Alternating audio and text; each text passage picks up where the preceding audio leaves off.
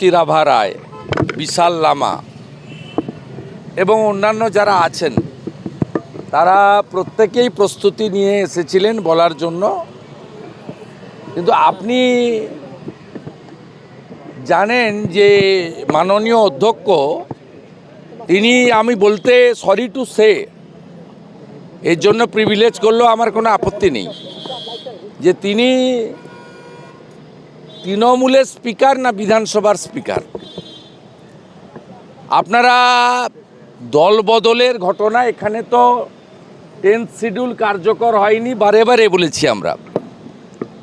আজকে লজ্জার মাথা খেয়ে আমাদের যে প্র্যাকটিস আছে সেই প্র্যাকটিসে হচ্ছে আমরা 60 মিনিট পাবো। আমরা আমাদের কাছে যখন আগে মনোজ টিগ্গাজি ছিলেন, এখন শঙ্কর ঘোষ আছেন, নওশাদ সিদ্দিকী সাহেব যখন টাইম চান আমরা টাইম দিই আমাদের দেওয়া টাইম থেকে।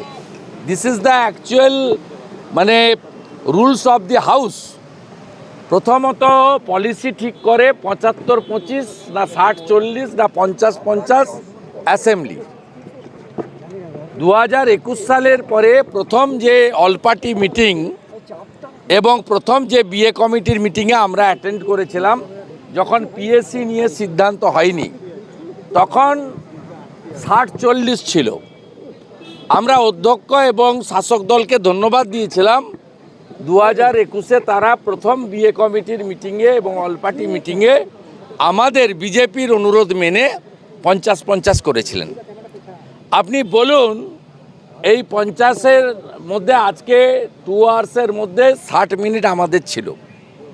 তো সেই 60 মিনিটের মধ্যে অপোজিশনের কে বলবে, এটা শাসক দল বা স্পিকার ঠিক করতে পারেন না। কোশ্চেন অ্যান্সার স্পিকারের হাতে, কলিং অ্যাটেনশন, মেনশন স্পিকার এবং তার অফিস ঠিক করে। আমাদের অপোজিশনের বলবে আপনাদের টাইম নিইনি। কিন্তু আমরা জানতে চাই যে সুমন কাঞ্জিলালকে নিয়ে মমতা ব্যানার্জি লোকসভায় নির্বাচনে একাধিক মিটিং করেছেন, তার ভাইপো মিটিং করেছেন, গলায় জোড়া ফুলের প্রতীক চিহ্ন লাগানো উত্তরীয় বা অঙ্গবস্ত্র পরিয়েছেন, তাকে আজকে বিধানসভায় বিজেপির সদস্য হিসেবে বলছেন। মমতা ব্যানার্জি একটা মানে একবারে রেজিস্টার লায়ার, সেটা নীতি আয়োগের মিটিংয়ে প্রমাণ হয়েছে। আমি নীতি আয়োগের মিটিংয়ে ভারতীয় জনতা পার্টি বা কেন্দ্রীয় সরকারের প্রতিনিধিদের কথা ছেড়ে দিলাম। নীতি আয়োগের যে সিইও আছেন তিনি ব্যুরোক্র্যাট, তিনি কোনো দলের লোক না। তিনি মমতা ব্যানার্জির মিথ্যাচার, ভণ্ডামি, ড্রামা, নাটক সব ফাঁস করে দিয়েছেন মানুষের কাছে। আজকে মমতা ব্যানার্জি তিনি যে সকাল থেকে রাত্রি একটা সত্যি কথা বলেন না, আবার প্রমাণ করলেন। এপাং ওপাং ঝপাং করব তা কেউ জানে না, অপোজিশনের কেউ জানে না, প্রায়ের ইন্টিমেশন নেই।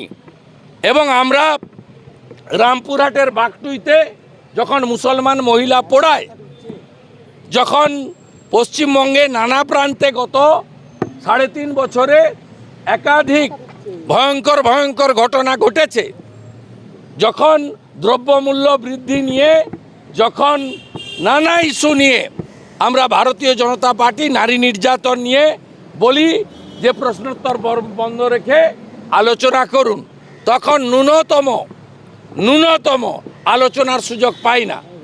আজকেও আরেকটা সোমবার গেল হোম পুলিশ ডিপার্টমেন্টের, যে সোমবার পুলিশ মন্ত্রী কোশ্চেন আওয়ারে ছিলেন না, যে সোমবার পুলিশ দপ্তরের প্রশ্ন উত্তর দেওয়া হয়নি, প্রশ্ন নেওয়া হয়নি।